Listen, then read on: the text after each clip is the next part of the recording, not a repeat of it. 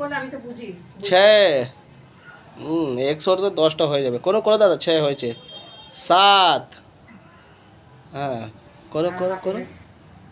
8 একবার হাঁপালে আবার পরে না না এখন হাঁপাইনি, এখন হাঁপাইনি। করো দাদা 9 এই তো হয়েছে।